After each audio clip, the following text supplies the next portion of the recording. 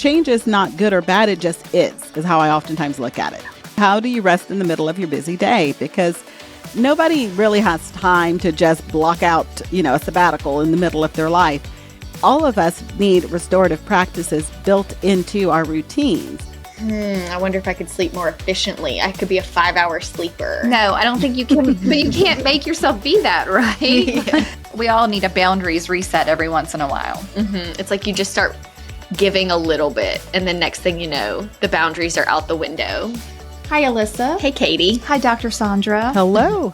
We're so excited to have a guest today. We did a little intro before. I didn't make Dr. Saundra listen to her bio, but I do want her to quickly share with us where you are and what you do.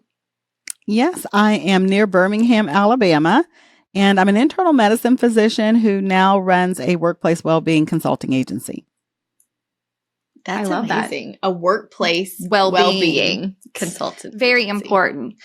Okay, so I don't know how much you know about what's going on in the real estate industry, but as we record this, there are major shifts in the industry and what we're allowed to do, and it's a lot of change, okay? So I really want to hear your thoughts on dealing with a major change. I don't know, like in any entrepreneurial sense, and how can we handle that change? Like, what are your tips for handling this big change we're dealing with? Yes, I think that is really what stress is. Stress is change. And so I think just recognizing that, when something changes in our lives, automatically oftentimes we try to act as if it's not affecting us. It's going to affect you. That's what stress is. That's why I say stress management actually does not work, and we should stop talking about it, because you can't manage change. Change happens. What you can do is you can manage how you recover from change. So accept the fact that change is coming, and then accept the fact that you're going to have some growing pains along the way with it, because that's part of the process. But that really the resilience, what we're wanting to come out of the change, it only comes when we allow ourselves to rest and recover from the change. So look at how the change is affecting you mentally, emotionally, socially, your relationships, how your body feels, all of those areas. And then look at what are the things you can do to restore those places.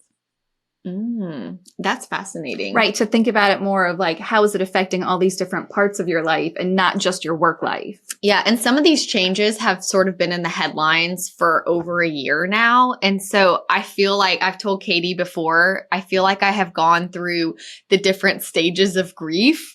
Like I'm angry about it, and then I'm upset about it. And then I'm like, this isn't really going to happen. And now it's happening.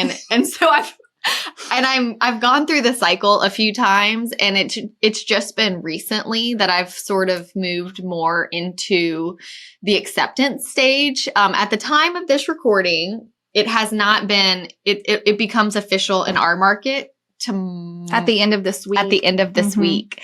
So, but even now, like, thankfully, after going through the motions, I'm getting to a place where I'm even kind of excited about it, which I would have never thought I would get to that place. But yeah, it is interesting to think of how you have to really analyze all the different areas of life to figure out how you feel about it.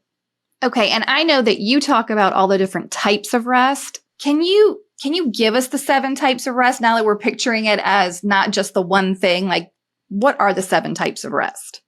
Yeah. So, the 7 types of rest include physical, mental, spiritual, emotional, social, sensory, and creative. And I love what you actually stated right before we went over to this question, regarding kind of switching over from a kind of like, this change is coming to, okay, this change is coming. Now what? I think that's a big part of it too. I never try to make pessimist optimist, because it's just, just how you are, everybody's different with how they approach those kind of things. But I think it's good when you can make a transition into a growth mindset with change, and that, it doesn't have to be negative. It's like, what is the positives that could come out of this, and kind of put your attention more on those. Hey y'all, I made a big mistake in August when I taught Effortless Listings live. I didn't record the Zoom. So my mistake is your opportunity. During the first 7 years of my business, I would take buyers over listings any day. Now, I know the importance of listings for long-term success, and I actually love listings. Having seller systems in place from first call all the way to closing changed my perspective and gave me the confidence to take listings. I wish I hadn't waited so many years to grow my business with listings, and you don't need to wait. I have been teaching my seller systems inside of Agent Systems 101 since 2020, and those sections are now available for anyone ready to up their listing game. I am excited to open the doors to effortless listings, proven seller systems for agents, one more time due to my Zoom fail. I will be live teaching the course again on September 18th, so jump in now and join me then. And don't worry, replays will be available, assuming I hit record. Grab Effortless Listings now at hustlehumblypodcast.com/effortless and take control of the future of your business. Yeah. I mean, I'm positive as a person, so that makes sense. Yeah, Katie's a very positive person. I'm not a negative person. I'm just very I'm a logistical thinker. So I'm always trying to think ahead, which sometimes can get me in the weeds of trying to prepare for something too soon or stressing about something that's not even here yet. But usually by the time it gets here, I'm okay. I just have to torture myself before on the lead up. Yeah, on the lead up of the change coming. So, yeah, Katie's usually my sounding board. Okay. Do you have any tips though on dealing with that change management and resilience? I know are there some kind of easy ways for us to deal with that? Yeah, I think for myself, because life is always changing, whether it's professional or personal. I just literally yesterday dropped my youngest son off for college, and we're like, okay, now there's us and the dog, Oh, in wow. the house. Did he go away? Well, both of my sons they're only a couple of hours away. So they're away, but they're not far away. So I can get to them if I chose to. But, it's one of those situations where there's good change. Change is not good or bad. It just is how I oftentimes look at it.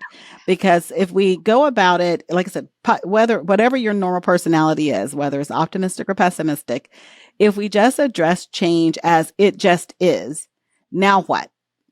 It gives you kind of this clean slate to see, okay, let me look at the pros. Let me look at the cons. Let me see how these things kind of can mesh together.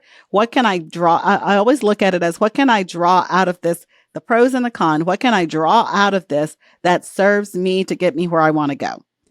So sometimes even the cons can be things that serve you if you approach them as, how do I use this to move me in the direction I want to go? For example, if your situation is such that everybody in your industry is in an uproar, the con that could be a con, right?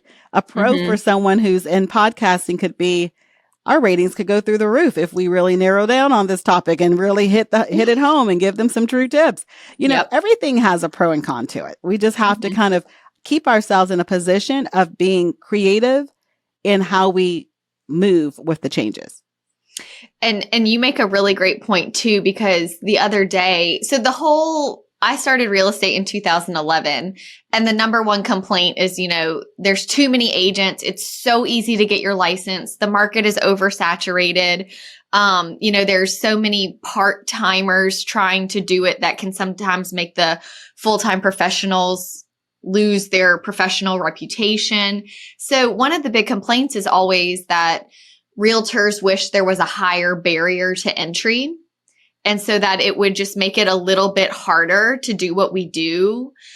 But if you really think about it, with all the changes going on within the industry right now, it's giving us what we've always asked for, just on the back end. So now it's all these licensees, the 1 million licensees in America, if you don't implement these changes and new laws in a professional manner, you're not going to be here in a year. It's just not going to be worth your time and your money to do it unless you're doing it correctly. So while it's not we're getting what we asked for, I think it's really going to clean out the industry. The professional and the strong will stay. And because I'll tell you, if I was doing this for fun or part-time, I wouldn't anymore. Right. So it's like, that is one of the things that has made me excited about this change, is that I think it's going to clean up our industry. It's going to bring back professionalism even more, and just sort of it is a weed out process, while maybe not on the front end, definitely on the back end. Mm-hmm. Okay, Dr. Saundra, you said something in an interview of yours I listened to that was, what kind of tired are you? We talk about boundaries and self-care a lot on the show. You know, the show is for realtors who are entrepreneurs, and we have other entrepreneurs that listen. But talk to me a little bit about what kind of tired are you and what you mean when you say that. Yeah, I think too often we ask people all the time, how are you doing? And they say, oh, I'm so exhausted. I'm so tired. And I feel like that question is just pointless. The way I look at it is, as a physician, if somebody comes into the emergency room and I say, how are you feeling? And they say, I hurt. I'm like, and okay. It's like, what am I supposed to do with that? And saying I'm so tired is the same thing. It actually doesn't give enough specificity for anyone to help you, and definitely not enough for you to help yourself. You don't know where to begin. And I feel like because we have kind of gotten accustomed to just saying I'm tired or I'm exhausted, that's why we feel like there's a one word answer to a one word solution. And so many people have decided that solution is sleep. I just need to go to sleep. But how many times have any of us gone to bed and slept 6, 7, 8 hours and woke up still exhausted? Sleep doesn't resolve all tired. And so I feel like that's why we have to really get very intentional.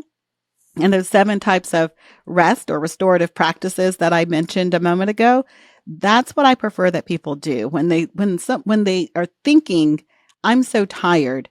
Narrow it down. Which of those 7 areas has the deficit? Where is the place you need to pour back into? Because the more self-aware you can be and identify where you're fatigued, the better chance you have then at picking a restorative practice that can pour back into that specific area. Okay, so how do we do that? Logistically speaking, we look at the 7 different types of, tired and rest. How do we decide which one we are? And do you see that, you work with people in workplaces specifically, which I think is amazing. For those that are maybe suffering because of career related stress, is there a few of the 7 types that come up more often? Yeah. So as far as how to identify which of the types of rest you're probably most deficient in, I always say you can do it one or 2 ways. The simplified way is, because we get this question a lot, we actually developed a quiz at restquiz.com for people to be able to automate it, go in and do it. However, that wasn't available when I first started this process. I had to do it kind of a more grassroots way. And the way that I started the process was looking at my day. So if we're taking someone who's an agent and what's their day look like? Okay, they might be at their home office certain parts of the day, dealing with financing people or dealing with lawyers or banks or whatever it is that they have to do. And so part of it's sitting at a computer. So they're using mental energy. They're using sensory energy, and that they're dealing with their devices. Another part of the day, they may be in a home that they are prepping for an open house or something. So they're up and down and up and down and up and down the stairs, to get everything together. So physically that day, their body might be being used more, carrying, moving furniture, whatever, to get the house prepped. So, that day there was more physical. Another day, they may be showing the house to people. And so there's a whole lot of social energy that they're expending because they're having to, go through the process of engaging with people, and not all people are nice. And so, if they happen to come up against a jerk who's like, and in the process being professional, having to keep a smile on their face while dealing with the jerk, you're using emotional energy because you're actually carrying some professional emotional labor, because you can't really say, stop being a jerk to the person because you're trying to sell them a house. So you're holding your emotions back, and then that's an extra drain on your energy. So there's lots of times when you're using energy, throughout those days. And then so when you're thinking about what kind of tired am I, take a look at what kind of energy did I use that day? I'm prepping the house. I had to be creative. I had to, use my physical body. I had to whatever. Then that's probably what's making you drain that day if you didn't do something to pour back into that bucket. And so that's kind of how we approach it when we dive into it with someone, just because it's going to change unless your job is very regimented. And, every job has some level of routine and rhetoric. That's kind of the same old. But also most jobs every day has fluctuations. Like you don't know what's going to happen when you walk in that house with a new couple looking at it. Right. You have no idea what's going to happen. Yeah. So, I mean, it could start off being, oh, this is a routine showing. And next thing you know, they catch a glimpse of something that breaks open an emotional well. And now they're telling you about their child that got killed in a car accident. And now it's an emotional day. That's literally what could happen, Dr. Saundra. All the time. All the time. Yes. And so, and that's the thing. You didn't come into that scenario emotionally equipped for the onslaught of emotions you're probably attacked with at that moment. Yeah. And so now when you go home and you get home, if you don't process that, you're like, why do I feel so exhausted?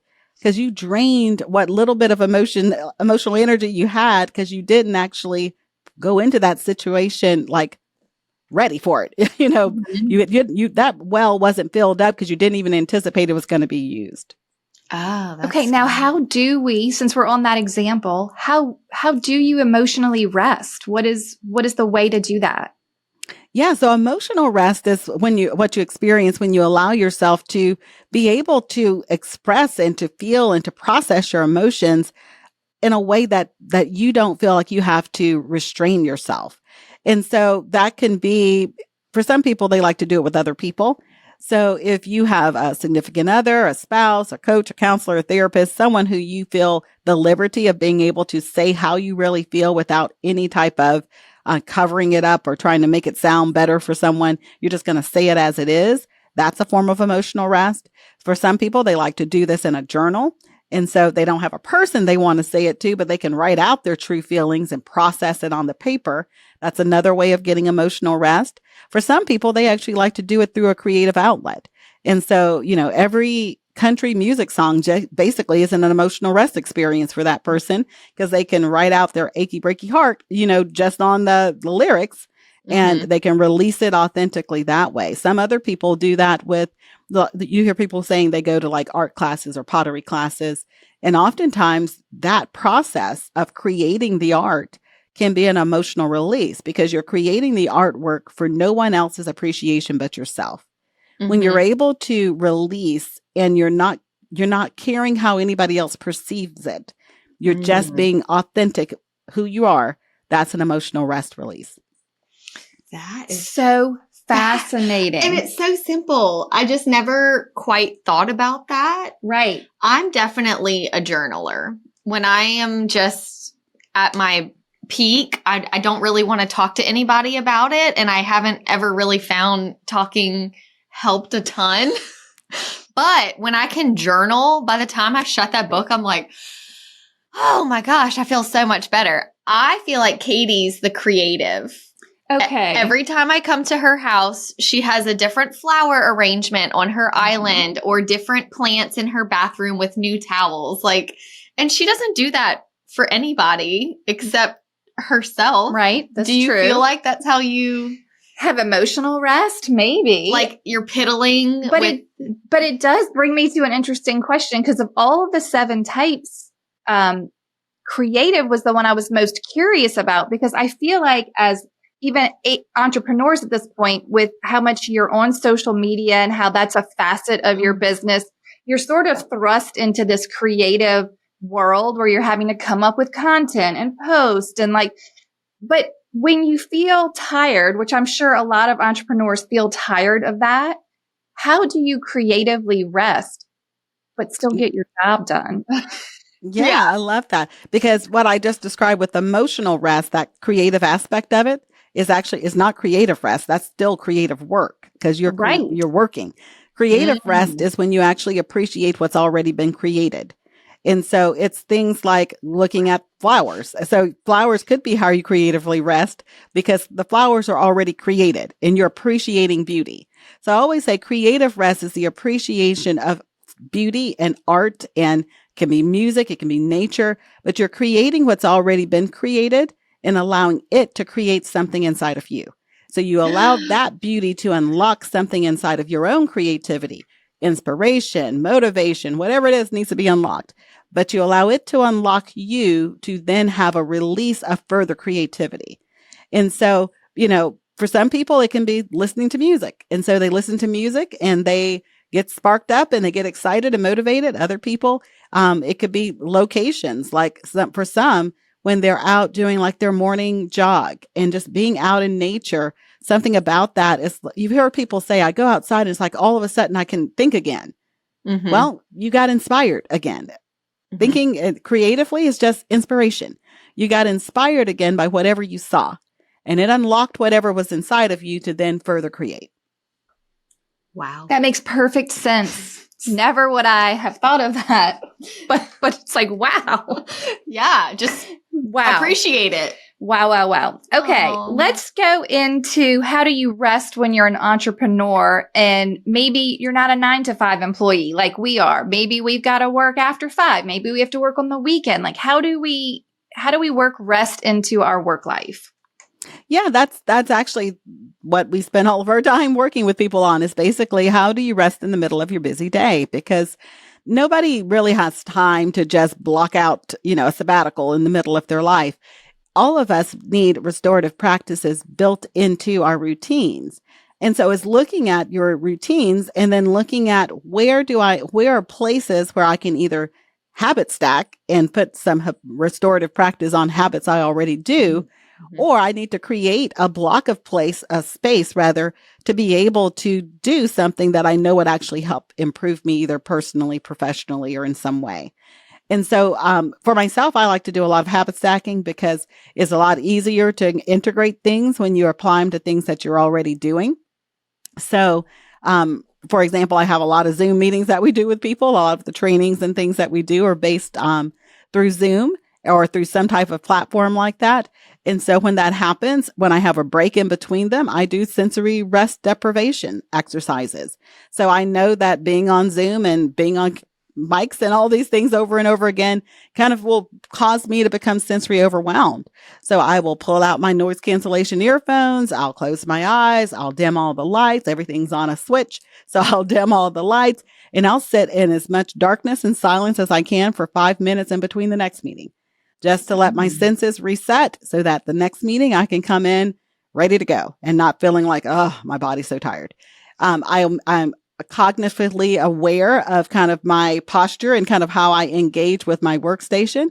And so whenever I feel like my neck or my shoulders start getting tense, I don't try to work through it. I don't try to push through it. I will, in the middle of the meeting, kind of do some next roles or things. Mm-hmm. If I'm training somebody in the moment, I'll say, hey guys, let's take a 2-minute self-care break for our spine. And I'll walk them through the same process. And so, that might not be what we're talking about, but I'm like, if I'm stiff, you're probably stiff too. So let me bring you in on the journey.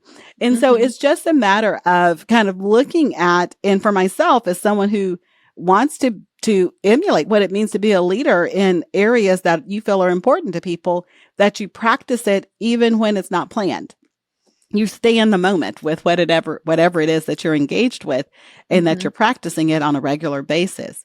And so for entrepreneurs, just look at for yourself, what are some habits you're already doing where it'd be easy to bring in like creative rest? Change the lock screens on your computer and your phone to things that inspire you. Paint a nautical wall. One of the studies show that a lot of people water and being at the beach inspires them. Well, we can't all live at the beach and nobody has time to take a vacation every week. Put a nautical wall in your house, just have an accent wall that reminds you of the thing that brings you inspiration. Put a picture of the ocean, your favorite spot, so that when your screen goes blank and you turn it back on, you are immediately kind of confronted with something that inspires you. Mm-hmm. You can have, noise cancellation earphones that you just keep at your desk at all times. You can, for mental rest, you can have a journal or Post-it notes at your bedside so that when you lay down to go to sleep and your brain won't shut up because you're thinking all your best thoughts in the middle of the night, you can jot them down real quick so that your brain can release it. You can go to sleep. if you find that you have a hard time actually staying focused and concentrating, you can practice a combination of a high intensity physical activity that's repetitive, like jogging or like the treadmill or something like that, that actually get this robotic in nature, can actually help you be more mindful and practice mindfulness tactics to kind of focus your thinking. So if you feel like you're too scattered, because I find with a lot of entrepreneurs, they'll say things like, I got so many thoughts and I can't get them organized. Sometimes your physical body has to like be overwhelmed for your mind to like clear out. And so having a high intensity activity that you do that's robotic, like jogging or something, or rowing or something like that, can actually get your mind to actually line up into a more kind of cognitive place. And so just practicing some different things and see what works for you. And all these things are so simple. Yeah. Great news! We are sharing the cover letter you need to help your buyers understand and be ready to sign your buyer brokerage agreement. This letter is packed full of education for your buyers and helps protect you in the changing real estate industry. Here's what you'll get inside the buyer brokerage agreement cover letter: your commitments to buyers detailing how you will serve them, the buyer loyalty agreement that explains the buyer rules, transparency on how buyers' agents get paid, and a call to action to sign the buyer representation agreement. Find it at hustlehumblypodcast.com/BBA. That's hustlehumblypodcast.com/BBA. Cheers to transparency and increased professionalism. But I can see where Changing your lock screen? Yeah. That's genius. Yeah. So easy. Well, and it's like that's something I've done before, but I never thought of it as like I knew it gave me benefit. That's why I did it. But to realize too that it's actually right helping and not just in my mind, like it's a real thing. It really is making a difference. And I think too, as agents, when we have 5 minutes, when we are sitting in the car waiting for the client to get there, we're a few minutes early, or we're sitting at the open house when no one's there, instinct for anybody, not just agents, is to pick up your phone and scroll.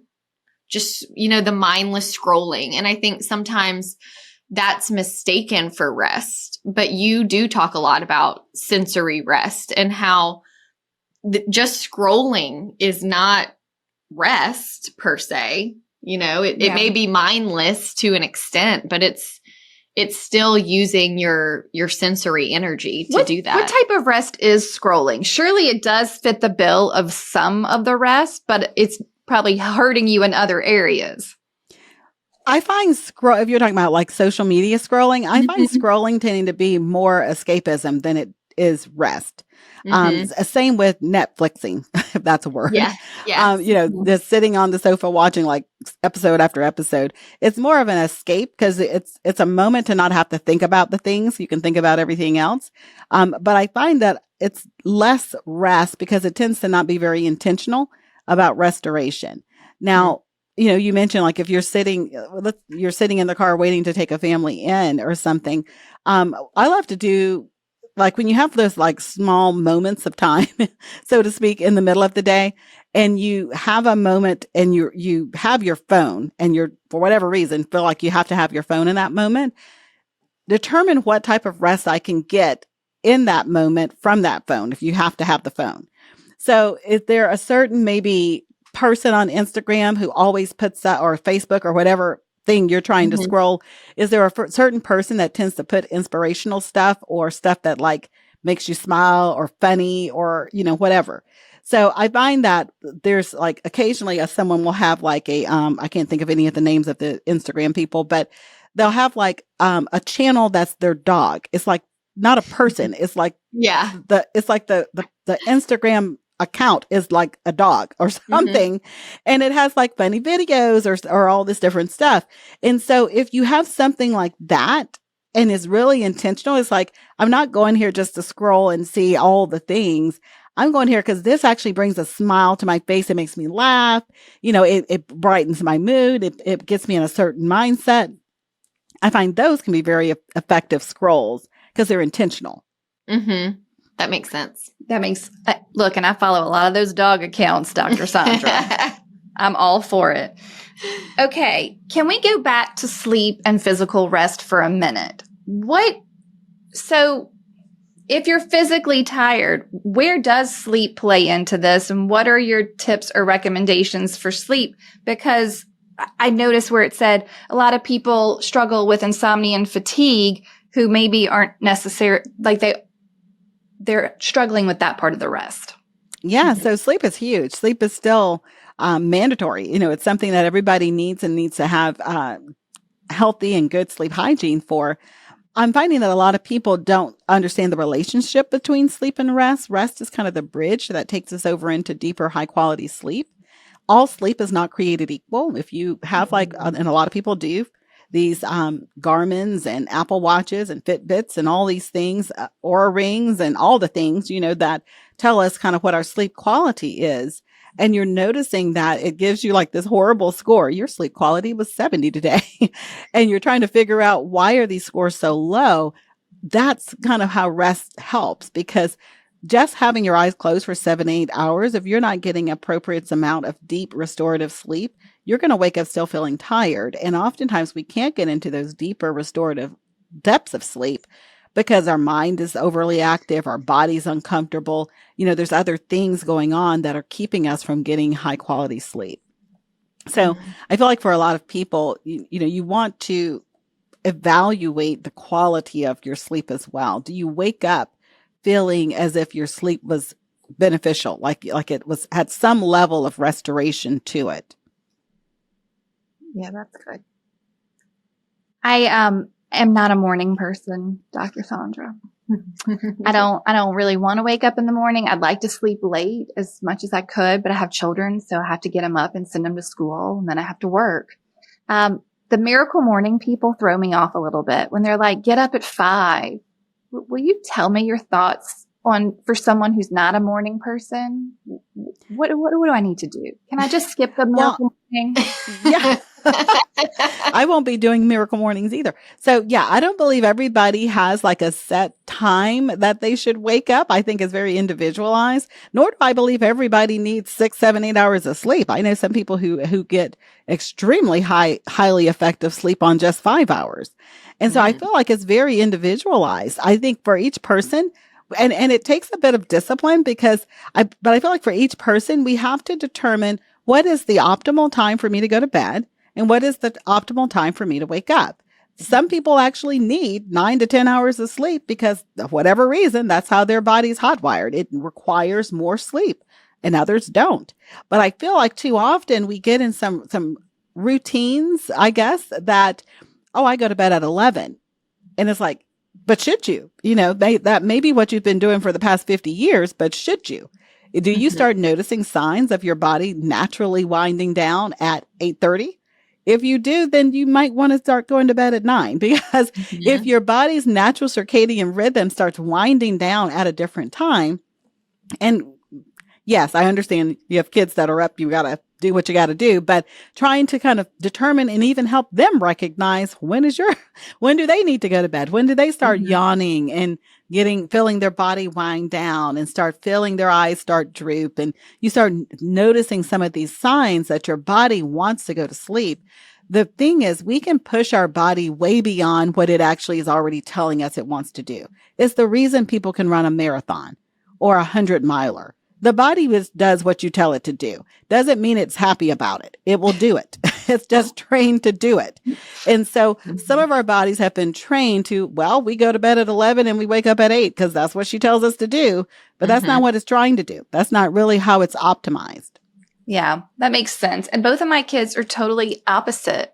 One wants to go to bed early. The older one wants to go to bed early and will get up early and like exercise in the morning or get all of her stuff ready. And the other one, you have to physically wake up, and he doesn't want to go to sleep at night, but he wants to sleep in. I'm like, that's been most fascinating to me to watch, like just kind of natural tendencies. Everyone does sleep differently, I feel like. Yeah. And I think I require a lot of sleep, but I'm also a very efficient person. So my daughter even asked me one time, like, if you could have a superpower, what would it be? And it's like, I would only have to sleep for pleasure. Like, I don't have to sleep. I could just stay awake and be one of these people that just Like, think of all the things you could do. Yeah, I could do so much. But at the same time, I do require, my husband like jokes with me because even when we were dating in college, he's like, I remember you were always sleeping. Because I'm a big napper. Well, I was, before kids and stuff. But I just require a lot of sleep. And then I wasn't really a morning person either. But I do think, I have a 3-year-old that is not the best sleeper in the world. My daughter sleeps great. But it's like I had to accommodate them. And I have become a morning person. And I enjoy it even, which is strange. But I do go to bed very early. Like by 8:30, I am just struggling to stay awake. And I just go to bed. I wonder if I could sleep more efficiently. I could be a 5-hour sleeper. No, I don't think you can. But you can't make yourself be that, right? Yeah. You really can't. Your body needs what the body needs. It's kind of like the heart wants what the heart wants. It's like you really can't make it logical. Why one person? It's just like you're saying with your kids. Why one child can like get 5-6 hours and they're great, and the other one is like they need 20 hours. It's like they need all of this sleep, and you're like, what is going on? We're individuals, and really just what our bodies need are different. And I think a big part of it is, and it sounds like you're doing this with your children, just helping them to be self-aware and taking the shame off the fact that, okay, you need more sleep. It's not a bad thing. It's how your body's hotwired. And you will be a more efficient, more fulfilled, more satisfied, more effective person if you function with how your body functions rather than trying to make it fit into the bubble of what somebody else says is the normal. I can't wait for my husband to listen to this. Why? Because he doesn't need as much sleep as I do. And I think that, he'd be like, what are you doing in bed still? I'm like, I'm tired. Like if the alarm doesn't go off, I might sleep until 9 or 10. It could happen. But he's like right up with the sun. Yeah, I don't shame my sleeper, but like even this morning, I was like, why are you awake so early?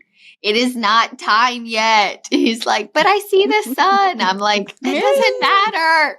It's too early. Oh my gosh, so funny. Yeah. But I do think that in our industry, we got some tired people. Yeah, which of the 7 tireds do we think they might be? I feel like I'm expending a lot of mental energy all day long, like trying to solve problems. What are the good ways to mentally rest? Yeah, I would probably say we've done quite a bit of work with real estate agencies.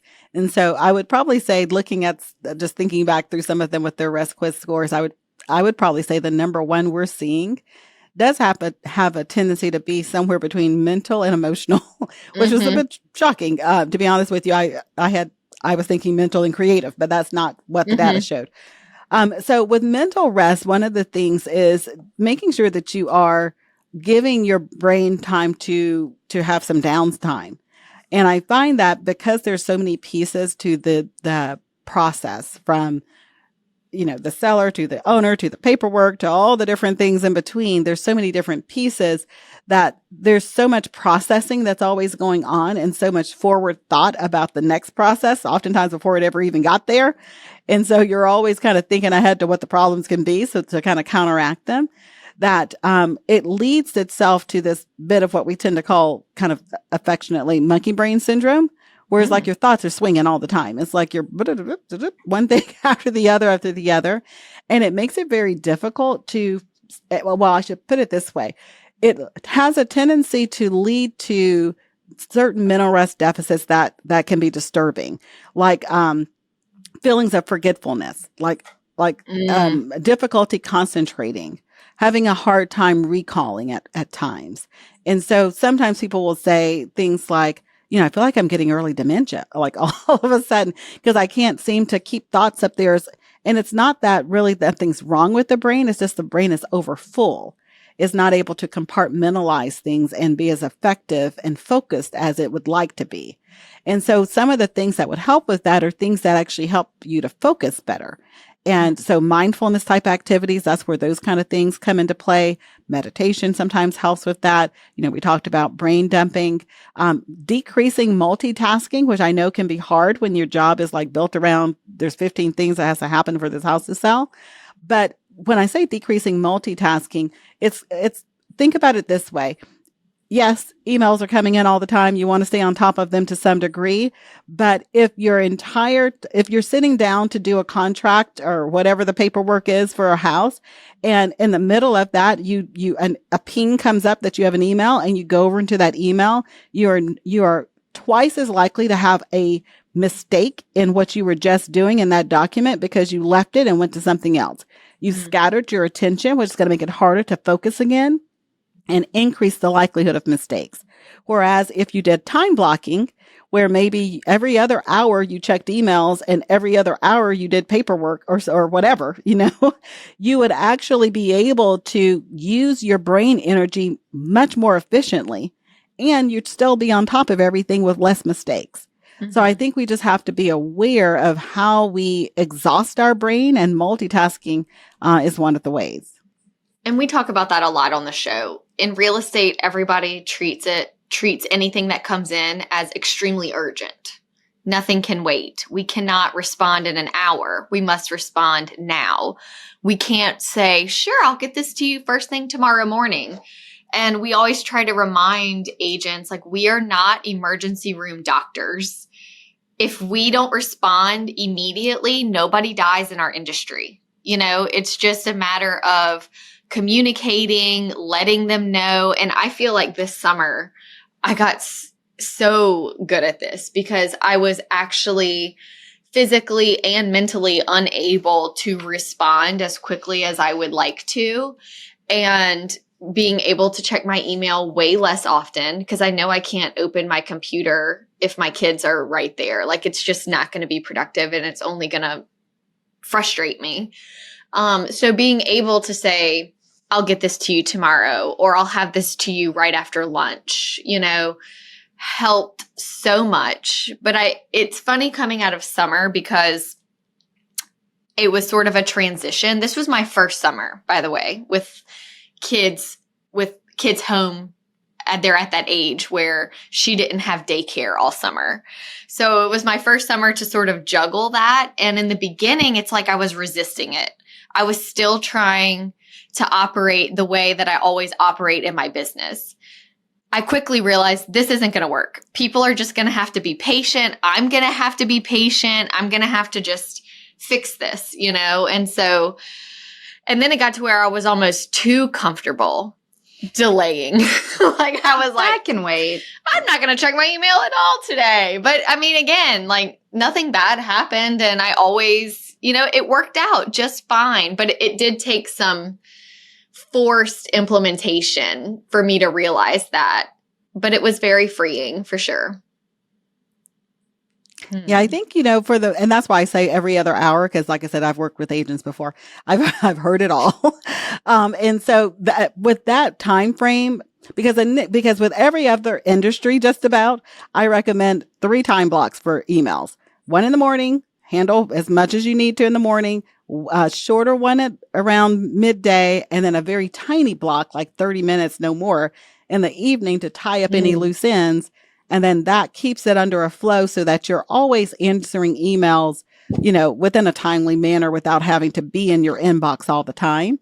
Right. But like I said, I realized that, there's this urgency kind of built into your profession. They don't listen. They don't listen to her tip. Yeah. So I have to adjust it a little bit. So every other hour is about the range that I'm seeing that people are willing to do, because within an hour, I mean, if somebody should be able to wait an hour. I mean, that's just not logical. Right. Yeah. And so that's the number that we've been able to agree on with most of the agencies we work with, because the reality is, unless you develop some type of restorative strategy for your professional and personal life, you are not going to be able to sustain your lifestyle for very long. Why do people become entrepreneurs? Why do people go into real estate? Why do they do jobs that give them freedom? Because they want freedom. Are you living a free life if you're tied to your device? That is not what you signed up for. So stop lying to yourself and saying that that's making you happy, because it's not. Because over a period of time, you're going to really become unhappy, and you're just going to cut strings with it and go into something else. And without learning the strategies, that next thing's not going to make you happy either, because you're going to fall back into old patterns. So that's why I say change is not a bad thing. Change is always there. We don't manage the change, we manage the recovery.